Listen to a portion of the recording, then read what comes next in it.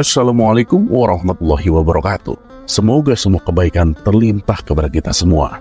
Amin ya rabbal alamin. Diceritakan Baginda Raja telah mengangkat penasehat yang baru. Namun dengan keberadaannya di istana membuat Abu Nawas sulit sekali menemui Baginda Raja.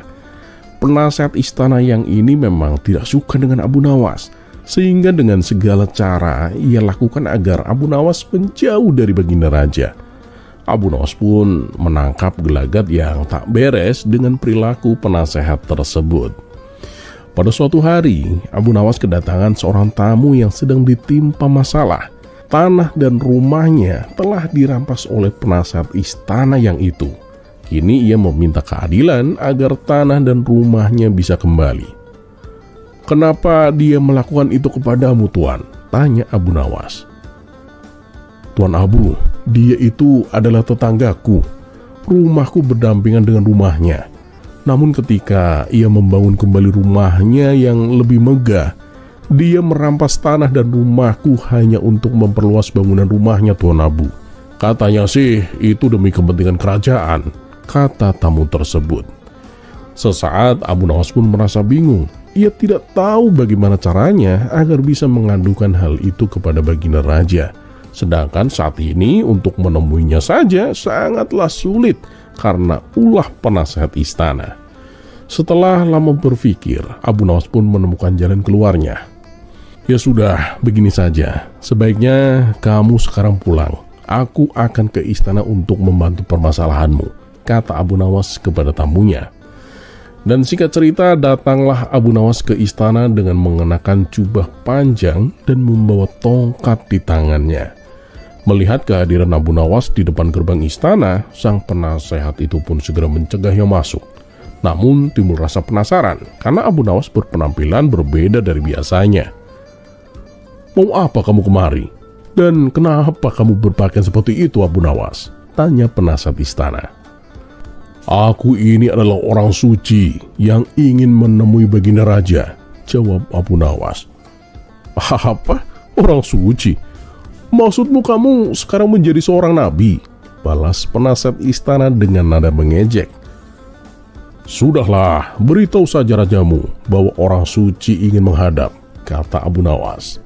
Tiba-tiba terlintas di benak penasehat istana sebuah rencana jahat untuk memfitnah Abu Nawas. "Baiklah Abu Nawas, kali ini kamu boleh masuk," kata penasehat istana. Maka diantarlah Abu Nawas menghadap Baginda Raja. Sesampainya di hadapan Baginda Raja, sang penasehat langsung melancarkan rencana jahatnya. "Wahai Paduka yang mulia, Abu Nawas telah mengaku sebagai Nabi Paduka. Dia mengatakan bahwa dia adalah orang suci," lapor penasehat istana. Spontan Baginda Raja terkejut mendengarnya. "Apa benar begitu Abu Nawas? Kamu ini jangan macam-macam. Aku bisa saja menjatuhkan hukuman mati karena berani mengaku sebagai nabi," bentak Baginda Raja. Abu Nawas hanya tersenyum dan berkata, "Yang pasti aku ini adalah orang suci Paduka." Baginda Raja menangkap ada maksud lain yang direncanakan oleh Abu Nawas. Ia tahu bahwa apa yang dilakukan Abu Nawas semata-mata agar bisa bertemu dengannya. Sementara itu, penasehat istana segera memanfaatkan situasi ini untuk mencari muka di hadapan Baginda Raja. Ia berpura-pura ikut emosi dengan pengakuan Abu Nawas sebagai seorang nabi. "Nah, jadi benar kamu seorang nabi? Kalau kamu Nabi Ibrahim, pasti kamu punya mukjizat. Ketika dimasukkan ke dalam api, maka api akan menjadi dingin. Dan untuk membuktikannya, kami ingin membakarmu Abu Nawas. Dan jika api tidak menyentuh kulitmu sedikit pun, maka kami akan beriman kepadamu," kata penasehat istana. "Ah, itu terlalu mudah. Lagian orang yang membakar Nabi Ibrahim adalah orang yang tidak mempercayai Allah. Apakah kamu termasuk orang seperti itu?" tanya Abu Nawas. "Tentu saja bukan. Aku ini mengimani Allah sebagai Tuhanku," jawab penasehat istana.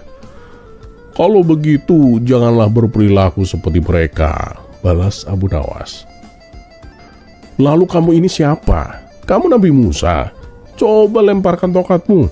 Kalau kamu memang Nabi Musa, maka tongkatmu pasti akan berubah menjadi ular," kata penasihat istana lagi.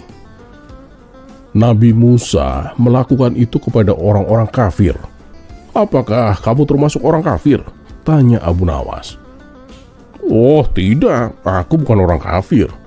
Aku adalah orang yang mengimani Allah, jawab penasihat istana. Kalau begitu, jangan memintaku melakukan hal itu, balas Abu Nawas. Lalu siapa sebenarnya kamu? Nabi Isa ya? Yang aku tahu Nabi Isa itu bisa menghidupkan orang mati. Bisa kamu tunjukkan mukjizatmu itu? Kata penasihat istana menantang. Baiklah, aku akan buktikan kepadamu, balas Abu Nawas. Oh, jadi kamu sekarang mengaku sebagai Nabi Isa? Ayo, buktikan kepada kami mukjizatmu itu, perintah penasihat istana. Tentu saja akan aku buktikan. Pertama-tama, aku akan memukulmu dengan tongkat ini. Kalau kamu sudah mati, nanti dalam sekejap aku akan menghidupkanmu kembali, ucap Abu Nawas sambil mengangkat tongkatnya. Abu Nawas pun segera mengejar penasihat istana dengan membawa tongkat di tangannya. Tentu saja hal ini membuat penasihat istana ketakutan. Ia langsung berlari meninggalkan ruang istana. Melihat itu, Baginda Raja pun berusaha mencegah Abu Nawas. Sudah Abu Nawas, berhenti. Sebenarnya apa maksud dari perbuatanmu ini? Dan kenapa pula kamu mengaku sebagai seorang nabi? Tanya Baginda Raja. Siapa bilang aku mengaku sebagai nabi, Paduka? Itu kan hanya anggapan penasihat istana itu. Saya hanya mengaku sebagai seorang suci. Suci dari hadas kecil dan hadas besar. Karena sebelum saya kemari, saya berwudu terlebih dahulu, Paduka, jelas Abu Nawas. Oh begitu. Terus apa maksudmu melakukan hal ini? Tanya Baginda Raja kembali. Begini Paduka yang mulia, bukankah beberapa minggu ini Paduka juga merasakan bahwa saya tidak pernah lagi ke istana? Itu dikarenakan ulah penasihat istana itu, Paduka. Dia selalu mencegahku menemui Paduka. Dan selain itu, dia juga telah berlaku zalim kepada tetangganya. Dia telah merampas tanah dan rumah tetangganya demi membuat rumahnya menjadi lebih luas dan megah, Paduka, tutur Abu Nawas. Begitu mendengar laporan tersebut, Baginda Raja pun langsung mengecek kebenarannya.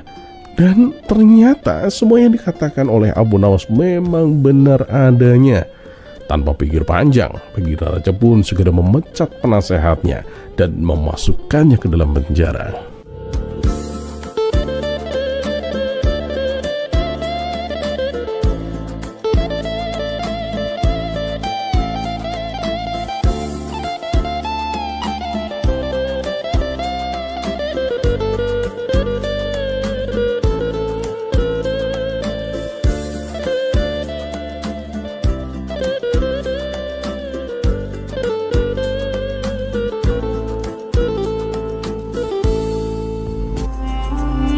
Kisah selanjutnya.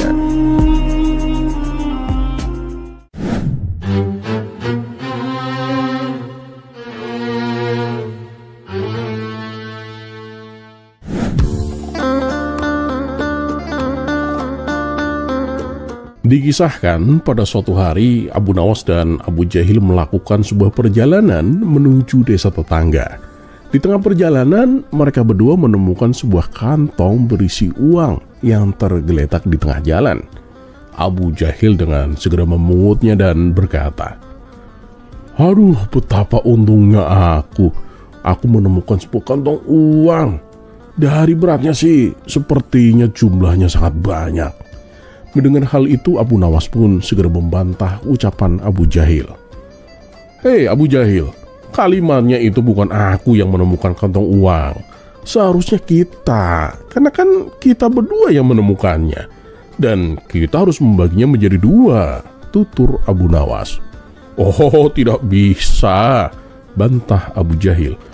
"Aku yang pertama kali mengambilnya, berarti ini adalah milikku," jelasnya dengan tegas. Karena watak Abu Jahil yang serakah, Abu Nawas pun akhirnya mengalah. Namun tiba-tiba terdengar suara teriakan orang-orang. "Woi, berhenti! Kamu pencuri!" Dalam waktu sekejap, orang-orang itu sudah berdiri di hadapan Abu Nawas dan Abu Jahil. "Aduh, habis kita Abu Nawas kalau mereka sampai tahu kita yang menyimpan kantong uangnya, kata Abu Jahil dengan suara yang gemetaran. Abu Nawas pun menatapnya santai lalu menjawab, "Oh, tidak bisa Abu Jahil. Tadi waktu kamu mengambilnya kamu bilang aku, bukan kita. Ya, jadi sekarang yang ada juga hanya aku. Silakan bilang habislah aku." Abu Nawas pun berlalu meninggalkan Abu Jahil yang kebingungan dan ketakutan sendirian.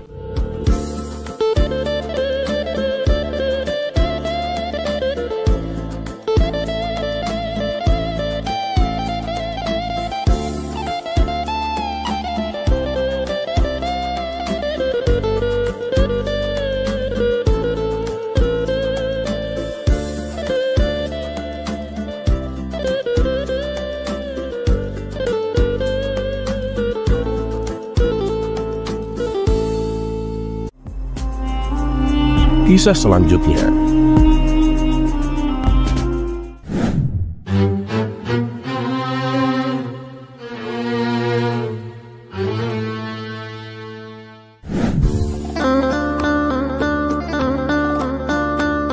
Pada suatu hari di pasar, Abu Nawas sedang berjalan santai ketika seorang sufi terkenal yang gemar berdebat dan menguji orang lain menghampirinya.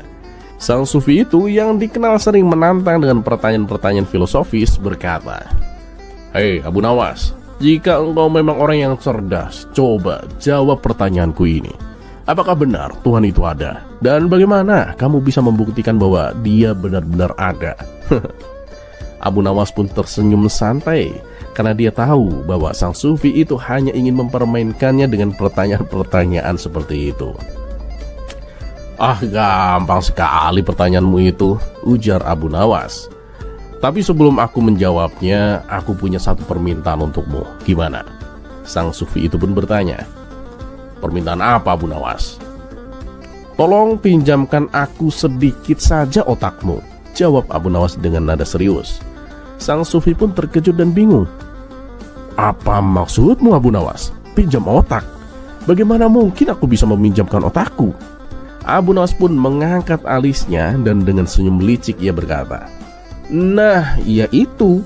Bagaimana mungkin engkau meminta aku membuktikan keberadaan Tuhan, sementara engkau bahkan tak bisa meminjamkan otakmu sendiri? Jika hal sederhana seperti itu saja tidak bisa kamu lakukan, mengapa kamu meragukan sesuatu yang jauh lebih besar seperti keberadaan Tuhan?" Sang sufi pun terdiam, tak bisa menjawab. Abu Nawas pun melanjutkan, "Lihatlah langit yang luas, bintang-bintang yang tak terhitung jumlahnya, dan bumi yang kita injak sekarang ini. Tidakkah cukup semua itu menjadi bukti nyata keberadaan Tuhan?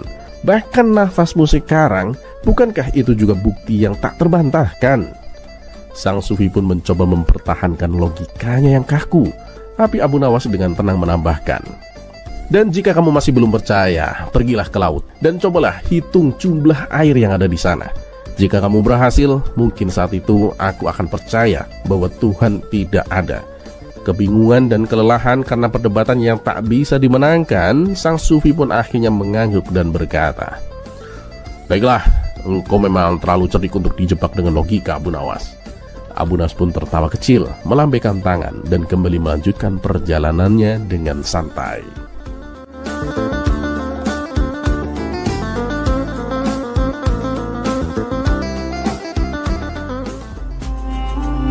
Kisah selanjutnya.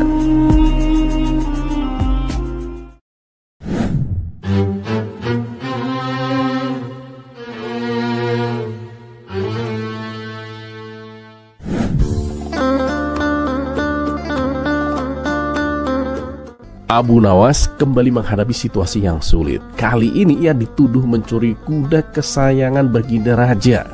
Bahkan beberapa menteri yang tidak suka padanya memanfaatkan kesempatan ini untuk memfitnah Abu Nawas.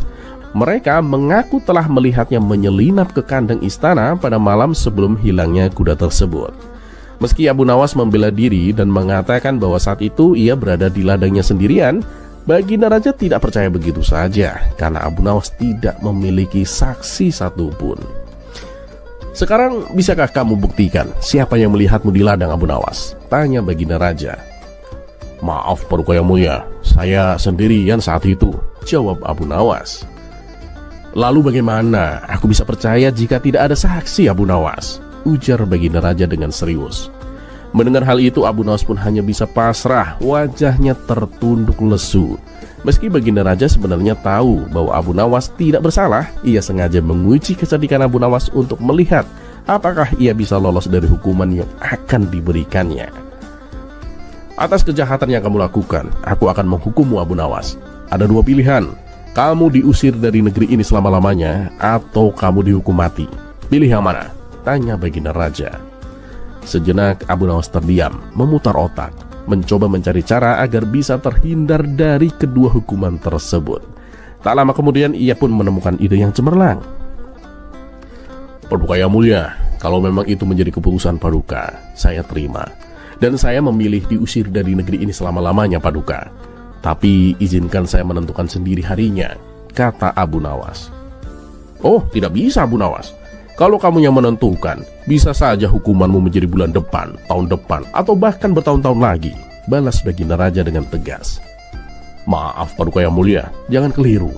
Jika bulan depan berarti saya menentukan bulan, begitu pula dengan tahun depan berarti saya menentukan tahun. Yang saya katakan adalah menentukan hari, Paduka, jelas Abu Nawas. Baginda Raja pun berpikir, hari kan hanya ada 7. Paling lambat hukuman itu akan terjadi dalam seminggu. Akhirnya Baginda Raja pun mengabulkan permintaan Abu Nawas itu. Baiklah Abu Nawas, hari apa yang kau pilih? Tanya Baginda Raja. Saya akan menjawabnya besok, Paduka. Dan sebelumnya izinkan saya berpamitan dengan istri dan anak-anak saya dulu, Paduka, terang Abu Nawas. Keesokan harinya, Abu Nawas pun kembali ke istana untuk menghadap Baginda Raja. Bagaimana Abu Nawas? Sudahkah kau menentukan harinya? Tanya Baginda Raja. Sudah, Paduka Yang Mulia, jawab Abu Nawas. Bagus, hari apa kamu akan meninggalkan Baghdad untuk selama-lamanya? Tanya Baginda Raja lagi. Saya akan pergi sehari setelah saya meninggal, Paduka, jawab Abu Nawas dengan tenang. Mendengar jawaban itu, Baginda Raja pun langsung tertawa terbahak-bahak. Jadi aku harus mengusir jenazahmu, Abu Nawas? Ya benar, Paduka Yang Mulia. Dan yang namanya diusir ya harus berjalan sendiri, jawab Abu Nawas dengan cerdik. Abu Nawas, mana ada jenazah bisa berjalan sendiri, kata Baginda Raja sambil terus tertawa. Berkat kecerdikannya, Abu Nawas sekali lagi berhasil lolos dari hukuman. Bahkan karena telah berhasil menghibur Baginda Raja, ia diberi hadiah sejumlah pundi-pundi uang.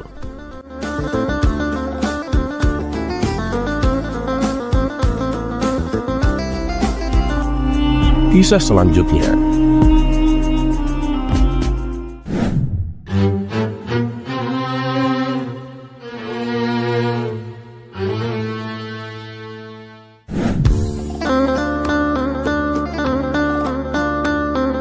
Pada suatu sore, Abu Jahil duduk termenung di tepi sungai. Wajahnya tampak bingung seperti orang yang sedang memikirkan teka-teki yang tak kunjung terpecahkan. Ia menghela nafas berat sambil melempar batu kecil ke dalam air. Melihat sahabatnya begitu serius, Abu Nawas yang kebetulan lewat pun mendekat. Wahai Abu Jahil, kenapa wajahmu kusut seperti kain belum disetrika? Abu Jahil pun menghela nafas panjang. Abu Nawas, aku tuh sedang memikirkan sesuatu. Kenapa ya dalam hidup ini harus ada halal dan haram? Kenapa Allah tidak membiarkan semuanya bebas saja? Bukankah hidup akan lebih mudah tanpa aturan? Abu Nawas pun tersenyum mendengar pertanyaan itu. Wah, pertanyaanmu bagus juga, Abu Jahil. Tapi aku tak akan menjawabnya dengan ceramah yang panjang. Ayo, kita jalan-jalan sebentar. Mereka berdua pun berjalan ke sebuah ladang yang luas. Di sana terlihat pagar tinggi yang mengelilingi ladang berisi tanaman subur. Dan di luar pagar banyak gulma dan rumput liar tumbuh tak terkendali. Abu Nawas pun menunjuk ladang itu. Lihat itu Abu Jahil, tanaman yang di dalam pagar tumbuh rapi dan subur. Tapi coba kamu lihat, di luar pagar tumbuh semrawut dan saling berebut makanan dari tanah. Abu Jahil pun mengangguk. Oh iya, tentu saja. Pagar itu kan melindungi tanaman agar tidak dimakan hewan dan tidak berebut dengan gulma, Abu Nawas. Abu Nawas pun tersenyum. Nah, begitulah halal dan haram, Abu Jahil. aturan Allah itu seperti pagar yang melindungi kita. Apa yang halal adalah tanaman subur yang diberkahi, dan apa yang haram adalah gulma yang merusak. Jika tidak ada pagar, semuanya akan bercampur dan hidup kita akan kacau balau, Abu Jahil. Abu Jahil pun menggaruk kepalanya. Tapi Abu Nawas, masalahnya semua hal-hal yang haram itu terlihat begitu menyenangkan. Abu Nawas pun tertawa kecil. Tentu saja. Ya sama seperti gulma yang tumbuh cepat dan terlihat segar, tapi sebenarnya merugikan tanaman lain. Allah tahu apa yang baik untuk kita dan apa yang buruk, bahkan jika kita tidak menyadarinya. Hal-hal yang haram mungkin terlihat menggiurkan, tapi di baliknya ada bahaya besar yang mengancam jiwa dan kehidupan kita, Abu Jahil. Abu Jahil pun merenung sejenak. Oh, jadi halal dan haram itu bukan sekedar aturan ya, tapi bentuk kasih sayang Allah untuk melindungi kita. Nah, benar sekali, jawab Abu Nawas. Allah tidak ingin kita tersesat atau merusak diri sendiri. Halal adalah jalan yang aman, sementara haram adalah bahaya yang tersembunyi. Kita hanya perlu percaya bahwa Allah itu selalu tahu yang terbaik. Abu Jahil pun tersenyum. Ya, aku mengerti sekarang, Abu Nawas. Jika Allah sudah menentukan sesuatu itu haram, pasti karena ada mudorot di baliknya kan? Dan jika sesuatu itu halal, pasti karena ada kebaikan di dalamnya. Tapi bagaimana kalau aku tergoda untuk melakukan hal yang haram, Abu Nawas? Abu Nawas pun menatap sahabatnya dengan lembut. Godaan itu wajar, Abu Jahil. Kita manusia bukan malaikat. Tapi disinilah ujian kita. Allah memberi kita akal untuk membedakan mana yang baik dan mana yang buruk. Nah, setiap kali kamu menahan diri dari yang haram, Allah akan menggantinya dengan sesuatu yang jauh lebih baik. Bukankah ladang yang dijaga akan menghasilkan panen yang melimpah? Abu Jahil pun mengangguk mantap. Oh begitu ya, Abu Nawas. Aku mengerti sekarang. Halal dan haram bukan untuk membatasi kebebasan kita, tapi untuk memastikan kita menjalani hidup dengan cara yang terbaik. Masya Allah, Allah memang maha penyayang. Abu Nawas pun menepuk pundak sahabatnya itu. Ketaatan pada Allah bukan tentang kehilangan kebebasan, tapi tentang mendapatkan ketenangan. Dan percayalah, mengikuti aturannya akan selalu membawa keberkahan, Abu Jahil. Dan sejak hari itu Abu Jahil pun tak lagi mempertanyakan mengapa ada halal dan haram. Ia sadar bahwa aturan Allah adalah bentuk kasih sayang yang selalu mengarahkannya kepada jalan yang terbaik. Dan meskipun godaan itu selalu datang, ia berusaha untuk memilih jalan yang diberkahi olehnya. Karena ia percaya, di balik setiap aturan ada cinta Allah yang tak pernah padam.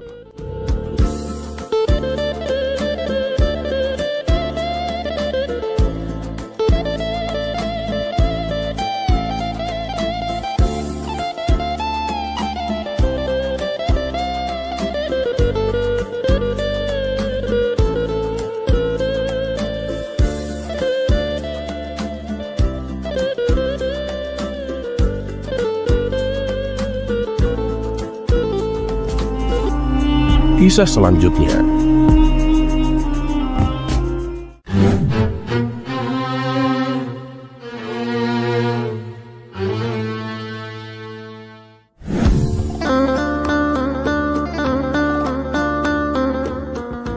Memang semua sudah tahu dan kagum akan kecerdasan Abu Nawas. Tak ada yang meragukannya sama sekali. Pada suatu hari, Raja Harun Ar-Rasyid telah mempermalukan Abu Nawas dengan menyiram air kencing di depan para tamu undangan. Abu Nawas pun hanya bisa terdiam.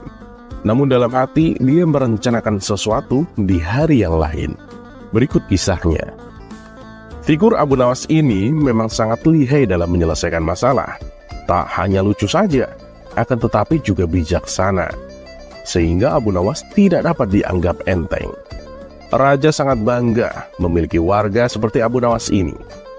Namun di sisi lain, dari diri Abu Nawas juga sangat menjengkelkan Raja, karena ulahnya yang selalu tidak tahu diri. Oleh karena itulah, baginda Raja tak pernah berhenti memeras otaknya untuk membalas Abu Nawas. Seperti pada tahun-tahun sebelumnya, setiap bulan Rabiul Awal diadakan acara Maulid Nabi. Sambil tersenyum, Baginda Raja bergumam dalam hati, "Awas kamu Abu Nawas, kali ini kamu pasti kena." Acara Maulid Nabi pun tibalah waktunya dan diselenggarakan di istana. Pada saat itu, semua pembesar negeri hadir, termasuk putra-putra mahkota dari kerajaan sebelah, termasuk pula Abu Nawas ikutan diundang. Dengan perintah raja, semua yang hadir di acara Maulid Nabi tersebut dipersilakan untuk berdiri dan kemudian disirami dengan air mawar yang menebarkan bau harum. Kecuali Abu Nawas, dia disiram dengan air kencing. Setelah disiram dengan air kencing tersebut, jadi sadarlah Abu Nawas kalau dirinya telah dipermalukan di depan para pembesar negeri.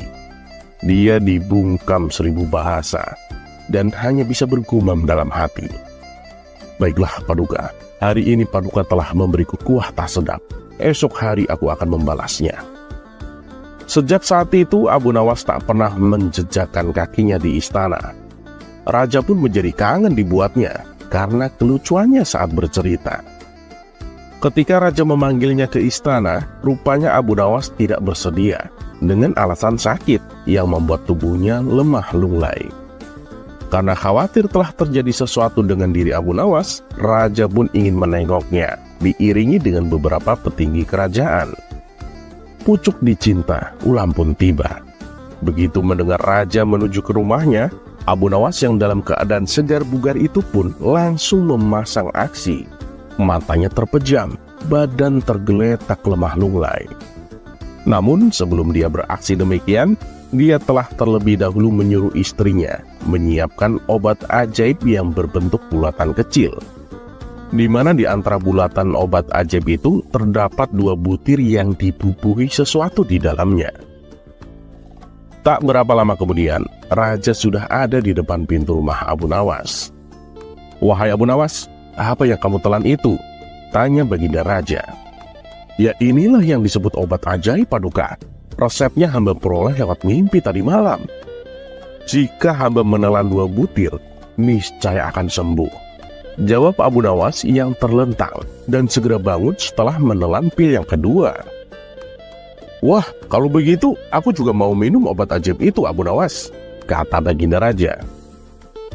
"Baiklah tuanku, Paduka berbaringlah dan pejamkan mata seperti hamba sekarang ini. Tidak boleh duduk, apalagi berdiri," kata Abu Nawas. Maka raja pun menuruti perintah Abu Nawas. Begitu mata raja terpejam, Abu Nawas cepat-cepat memasukkan butiran obat ajaib yang telah dibubuhi sesuatu ke mulut raja. Tiba-tiba saja, Baginda Raja bangkit sambil membelalakkan matanya. "Hei Abu Nawas, engkau memberiku makan tinja ya?" kata Baginda Raja. Maka Abu Nawas pun segera bersimpuh sambil memberi hormat kepada rajanya. "Dulu kan Paduka memberi hamba kuahnya. Ya, jadi sekarang hamba memberi isinya. Nah, kalau Paduka tidak memberi hamba uang 1000 dinar, kejadian ini akan hamba ceritakan kepada khalayak ramai," kata Abu Nawas sedikit mengancam. "Diamlah hai Abu Nawas, jangan ngomong ke siapa-siapa. Nanti aku akan memberimu uang 1000 dinar," kata Baginda Raja.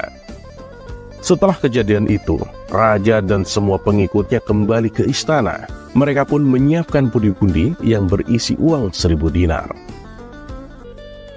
Nah, untuk kesekian kalinya, Abu Nawas berhasil memperdayai rajanya, bahkan berhasil memalak rajanya. Terlepas apakah cerita ini adalah cerita fiksi atau kenyataan, karena hikmah adalah barang hilang seorang muslim.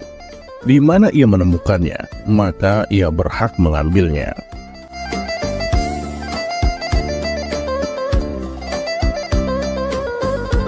Dan satu yang harus selalu kita tahu, bahwa Allah Subhanahu wa Ta'ala tidak pernah menjanjikan bahwa langit itu selalu biru, bunga selalu mekar, dan mentari selalu bersinar. Tapi ketahuilah bahwa Dia selalu memberi pelangi di setiap badai, senyum di setiap air mata, berkah di setiap cobaan, dan jawaban di setiap doa.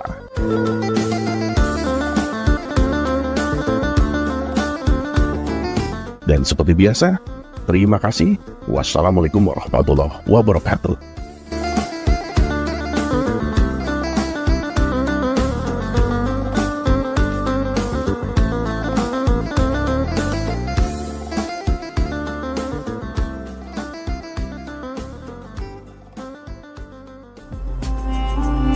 Kisah selanjutnya.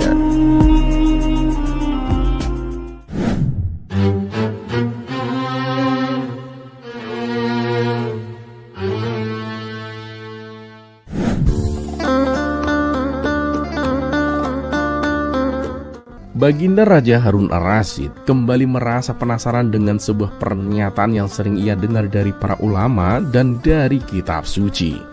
Karena itu ia memanggil Abu Nawas ke istana. Seperti biasa, Baginda Raja ingin mendapatkan jawaban yang bijak dan menghibur dari orang paling cerdik di kerajaannya. Setelah Abu Nawas tiba di hadapan Baginda Raja, Harun Ar-Rasyid langsung menyampaikan pertanyaan dengan serius. "Abu Nawas," kata Baginda Raja, "aku pernah mendengar bahwa kebanyakan penghuni neraka adalah wanita. Menurutmu, mengapa bisa begitu, Abu Nawas?" Abu Nawas hanya tersenyum tipis, menyadari bahwa pertanyaan ini penuh dengan jebakan. Jika ia salah menjawab, ia bisa membuat marah para wanita di kerajaannya, termasuk istri-istri Baginda Raja sendiri. Tapi seperti biasa, kecerdikan Abu Nawas tidak pernah diragukan. Ia berpikir sejenak sebelum menjawab dengan hati-hati. "Paduka," kata Abu Nawas dengan tenang, "pertanyaan ini sangat mendalam. Namun jika Paduka berkenan, izinkan hamba menjelaskannya dengan sebuah perumpamaan."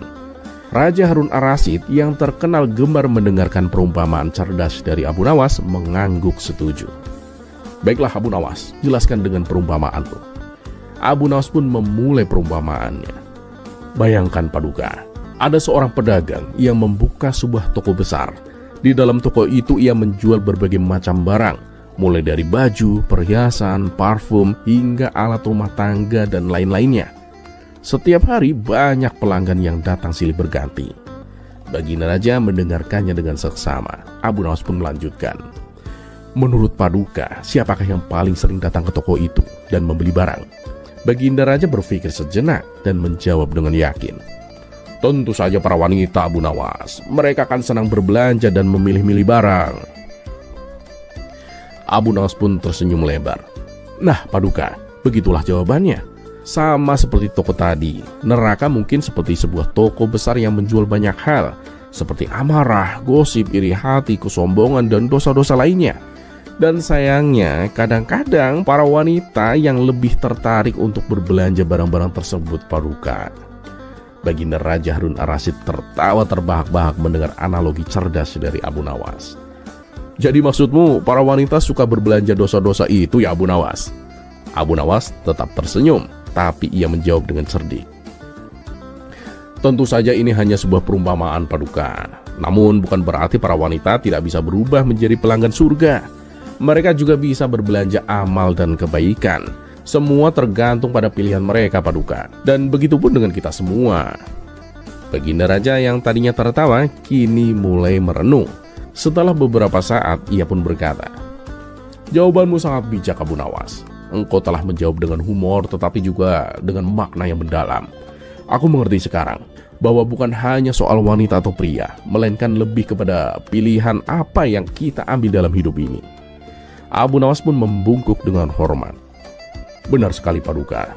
Neraka dan surga terbuka untuk semua orang, tergantung dari apa yang kita pilih untuk dibeli dalam kehidupan ini Paduka." Baginda Raja tersenyum puas dengan jawaban Abu Nawas dan sekali lagi merasa kagum dengan kecerdikannya. Kabar tentang percakapan ini segera tersebar ke seluruh penjuru kerajaan, membuat banyak orang tertawa tetapi juga merenungkan makna mendalam dari perumpamaan tersebut.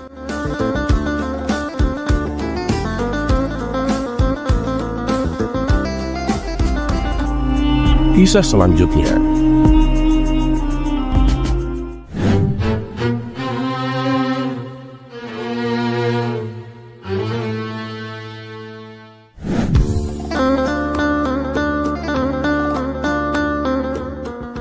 Memiliki istri adalah ujian.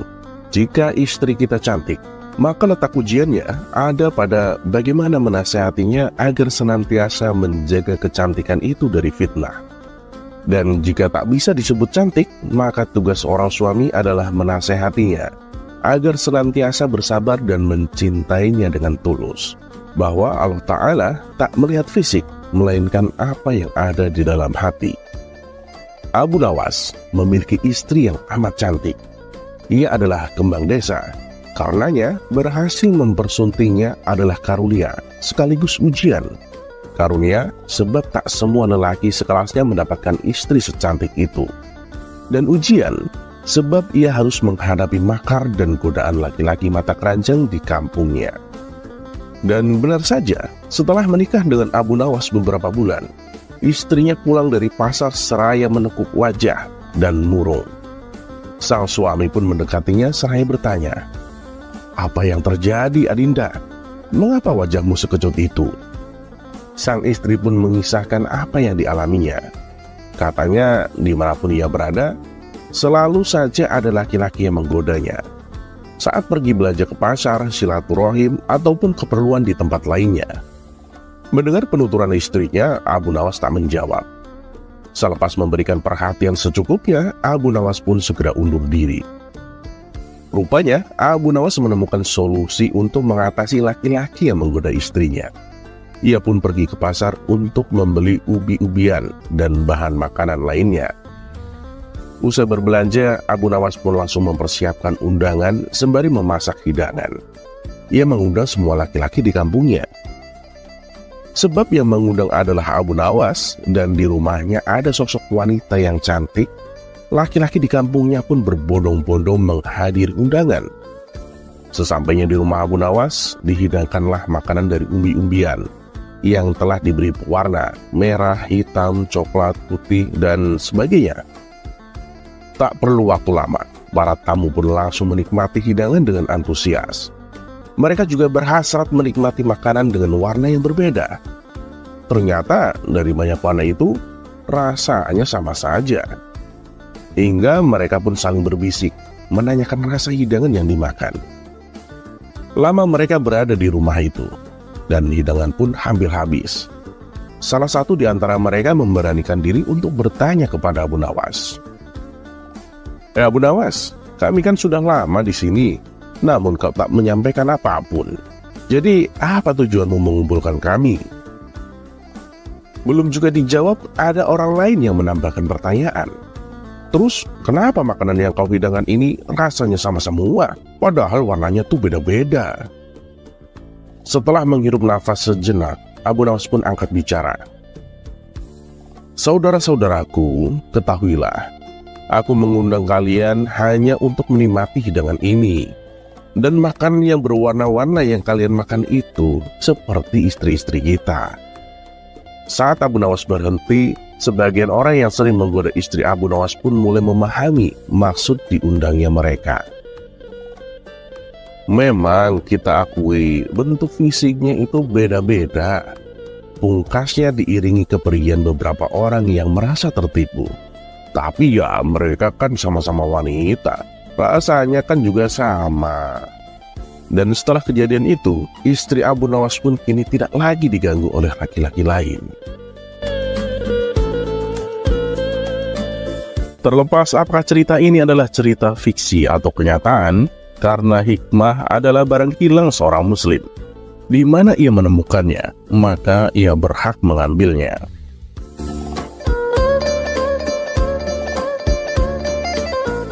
Dan seperti biasa, terima kasih.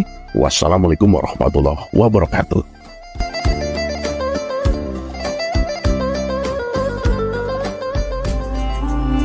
Kisah selanjutnya.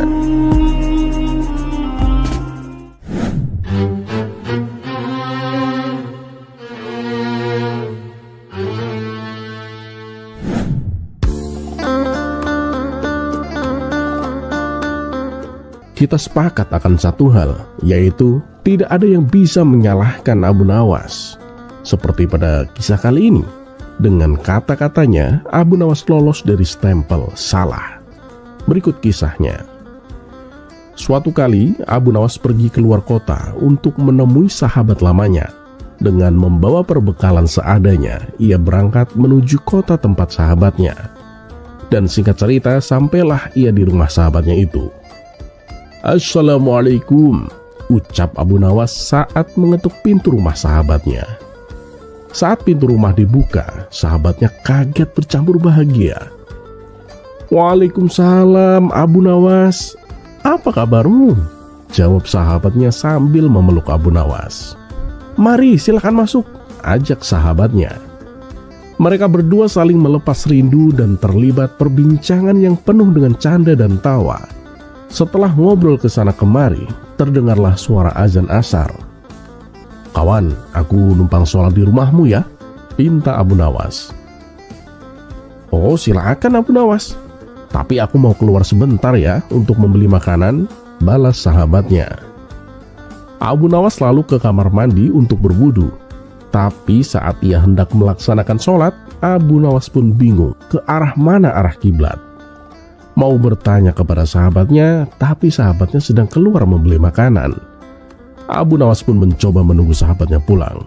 Tapi sudah lama ia menunggu, sahabatnya tak kunjung datang juga. Akhirnya Abu Nawas memutuskan sendiri kemana arah kiblatnya.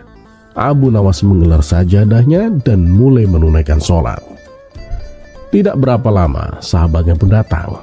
Ia tertawa melihat Abu Nawas sholat menghadap arah kiblat yang salah. Setelah Abu Nawas selesai menunaikan sholat, sahabatnya berkata memberitahu, Abu Nawas, arah kiblatnya bukan ke situ," tutur sahabatnya. "Hah? Sholatku salah kiblat?" tanya Abu Nawas kaget. "Iya Abu Nawas, salah kamu itu," kata sahabatnya sedikit meledek. "Wah, aku tuh gak pernah salah arah kiblat," kata Abu Nawas mencoba mengeles. "Lah terus tadi itu apa? Kamu emang salah kiblat kok Abu Nawas," tutur sahabatnya. "Bukan aku yang salah. Tuh sajadahnya yang salah kiblat. Tegur saja sajadahnya, jangan aku," balas Abu Nawas. Keduanya pun tertawa bersama-sama. "Ya sudahlah, mari kita sholat berjamaah. Habis itu kita baru makan bersama," balas sahabatnya.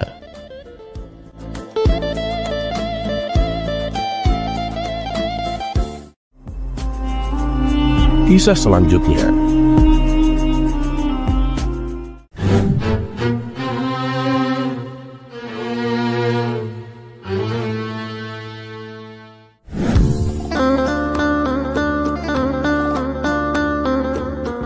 Persoalan yang dihadapi Abu Nawas seakan tiada habisnya.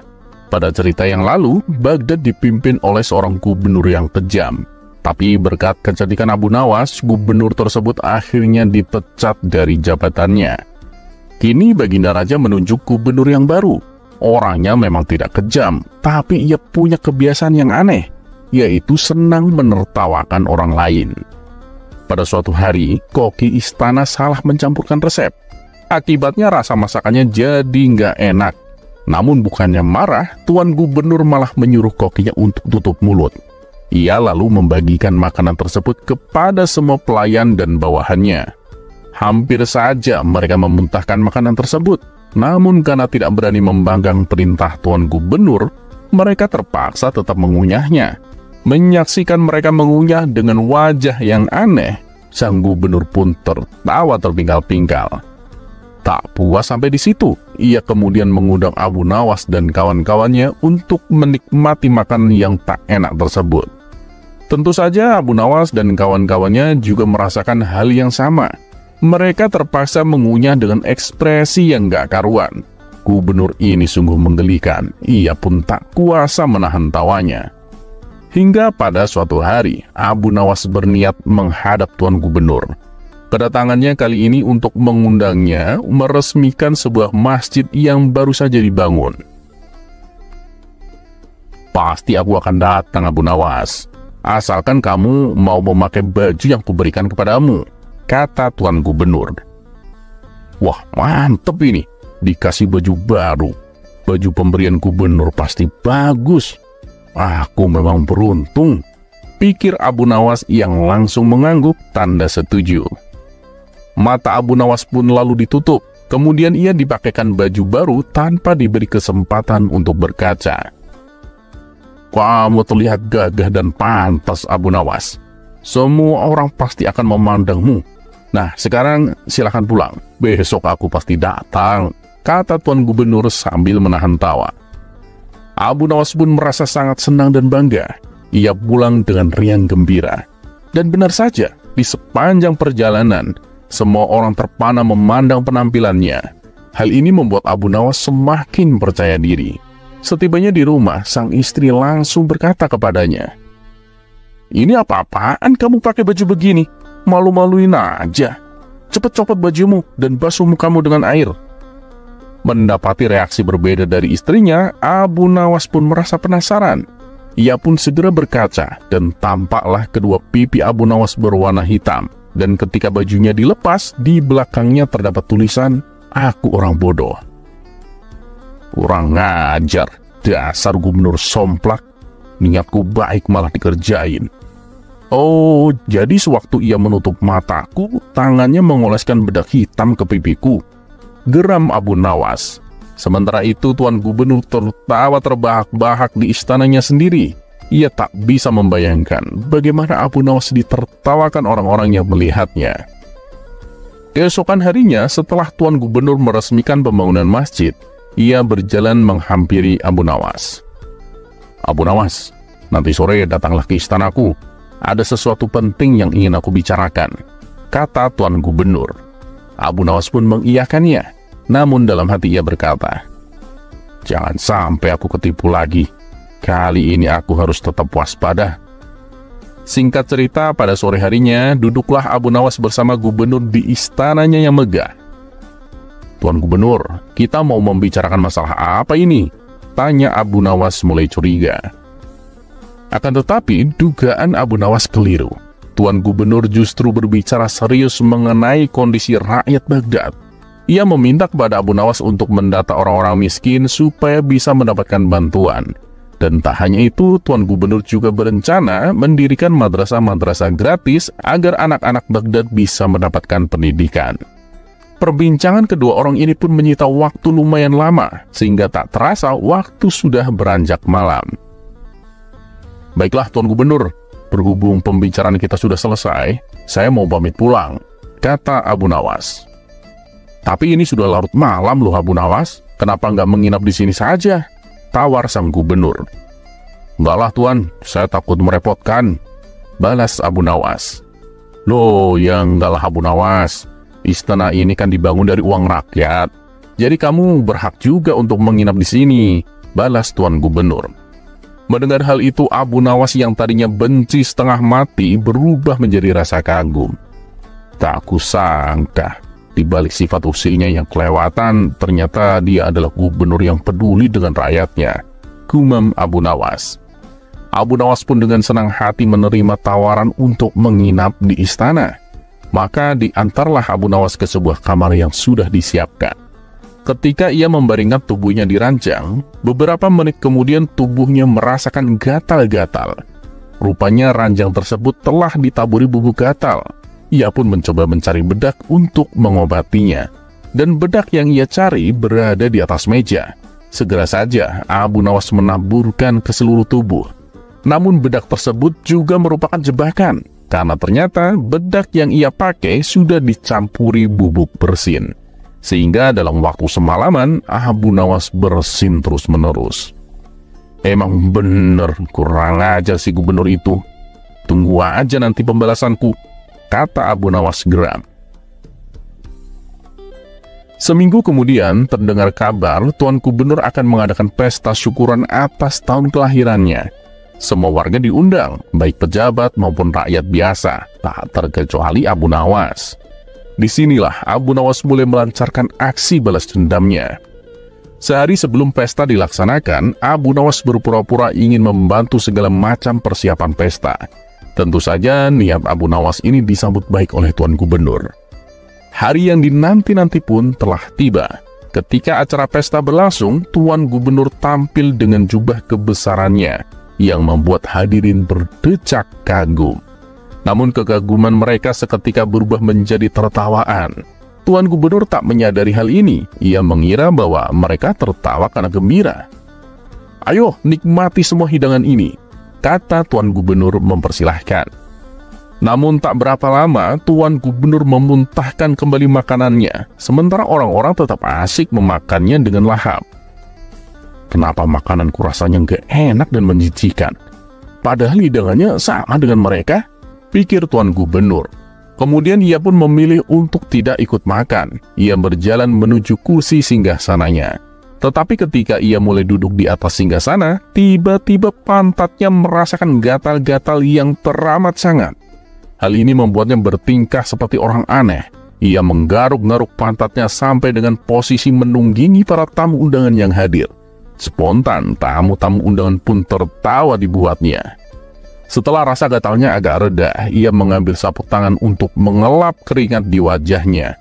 Kejadian tidak mengenakan kembali dialami. Tanpa sebab apa, ia bersin terus-menerus hingga acara pesta selesai. Ketika pesta telah berakhir, para tamu undangan pun satu persatu menyalaminya. "Terima kasih atas jamuannya, wahai gubernur tolol," kata tamu pertama. Begitu pula dengan tamu kedua dan seterusnya, mereka semua mengatakan hal yang sama. "Kurang ajar kalian, berani-beraninya menyebutku seperti itu," bentak Tuan Gubernur. "Tapi bukankah Tuan yang meminta kami memanggil seperti itu? Coba Tuan baca tulisan di punggung jubah Tuan," balas mereka.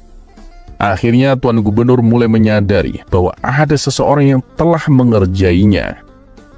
"Ulah siapa ini? Ayo, ngaku!" teriaknya penuh amarah. Suasana yang tadinya meriah mendadak menjadi hening, dan semua para tamu undangan pun terdiam. "Saya Tuan Gubernur," jawab Abu Nawas. Orang-orang pun menatap ke arah Abu Nawas. "Apa maksud dari perbuatanmu ini? Kamu telah mempermalukanku di hadapan orang-orang," bentak Tuan Gubernur. "Ya, itu akibat dari ulah Anda sendirilah, Tuan. Di hari istimewa ini, saya membuat Anda merasakan lelucon yang Anda buat untuk orang lain. Semua lelucon ini berasal dari Anda. Nah, jika Anda tidak senang dengan lelucon seperti ini, ya berhentilah mengusili orang lain. Orang lain pun tak senang dan malu bila diperlakukan demikian," jelas Abu Nawas. Mendengar itu, Tuan Gubernur hanya terdiam. Ia baru sadar kalau ia keterlaluan, dan ia berjanji akan menjadi gubernur yang lebih baik.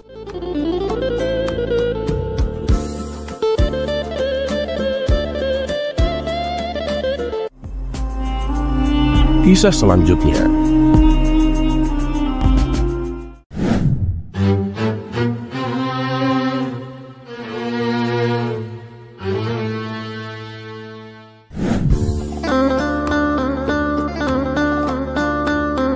Pada suatu pagi yang cerah, Abu Nawas sedang duduk bersantai di depan rumahnya sambil menikmati teh hangat.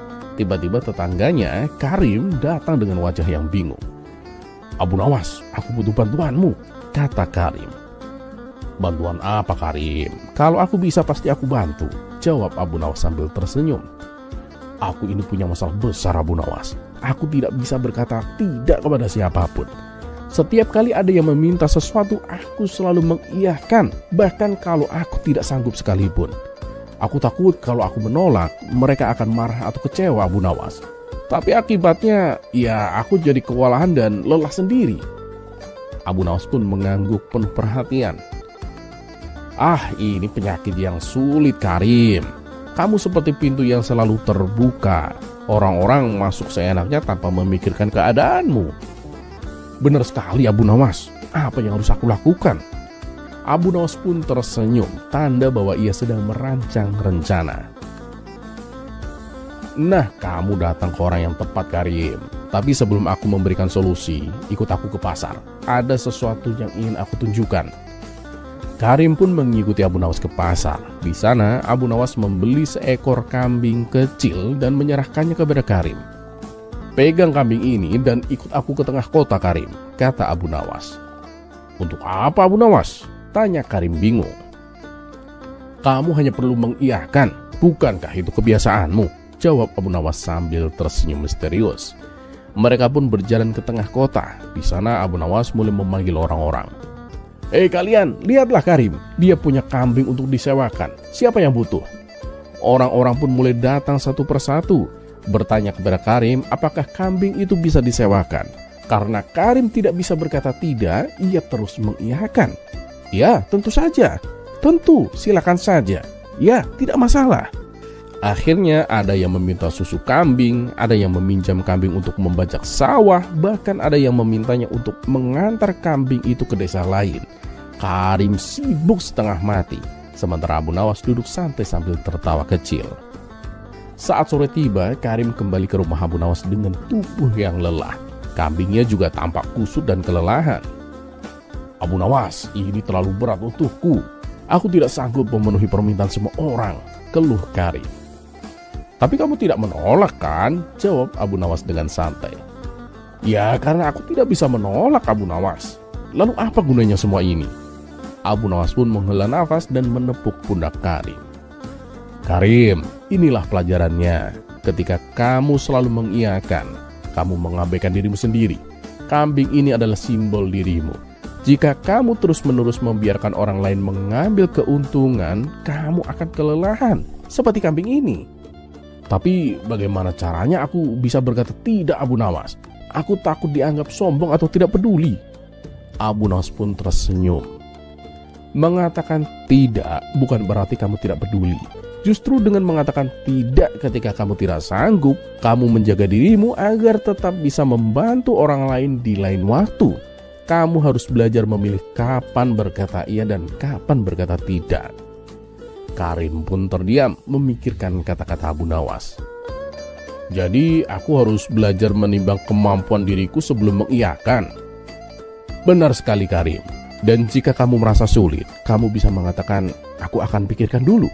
Itu lebih baik daripada langsung mengiyakan, Karim," kata Abu Nawas sambil tersenyum. Dan sejak hari itu, Karim pun mulai belajar untuk berkata tidak ketika ia memang tidak sanggup. Meskipun awalnya terasa sulit, ia merasa hidupnya menjadi lebih teratur dan ia bisa membantu orang lain dengan lebih baik. Dan setiap kali ia ragu, ia teringat kambing yang lelah yang membawanya pada pelajaran berharga itu.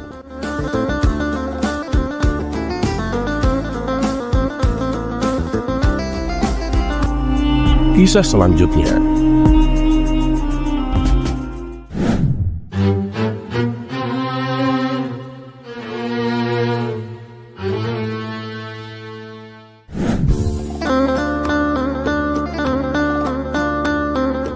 Abu Nawas dikenal sebagai orang yang sabar, cerdik, dan bijaksana. Namun kesabarannya ternyata ada batasnya juga.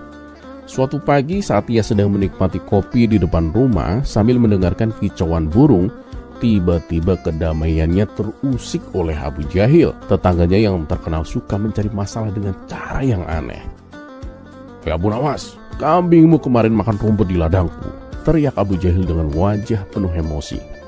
Abu Nawas yang masih setengah mengantuk menoleh dengan tenang. "Tapi aku tidak punya kambing, Abu Jahil."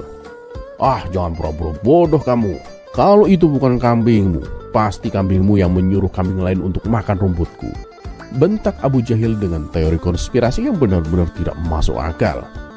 Abu Nawas pun menghela nafas panjang lalu masuk ke dalam rumah. Ia kembali dengan segenggam rumput di tangannya, menyerahkannya kepada Abu Jahil sambil berkata, "Ini untuk mengganti rumputmu." Abu Jahil memandang rumput itu dengan mata melotot. "Apa-apaan nih? Kau pikir aku ini kambing?" Abu Nawas pun tersenyum kecil. "Loh, bukankah kamu bilang rumputmu dimakan kambing yang tidak ada? Jadi aku menggantinya dengan rumput yang juga tidak kau tanam." Abu Jahil pergi sambil menggerutu. Tapi keesokan harinya ia kembali lagi. Kali ini ia mengeluhkan daun-daun dari pohon Abu Nawas yang katanya berjatuhan di halaman rumahnya. "Daun-daun dari pohonmu membuat halaman rumahku kotor, Abu Nawas. Kamu harus bertanggung jawab," teriaknya dengan penuh drama. Abu Nawas hanya tersenyum. "Oh, tentu. Aku akan menyuruh angin untuk berhenti meniup daunku ke halamanmu." "Ya, tapi itu tetap tanggung jawabmu," balas Abu Jahil dengan suara melengking. Abu Nawas pun mengambil sapu dan menyerahkannya kepada Abu Jahil. "Nih, kamu bisa menyapunya. Sebagai tetangga yang baik, aku rela meminjamkan sapuku." Namun puncaknya terjadi beberapa hari kemudian ketika Abu Jahil datang dengan tuduhan yang paling aneh. "Abu Nawas, kamu mencuri bulan dari langit semalam. Rumahku menjadi gelap gulita."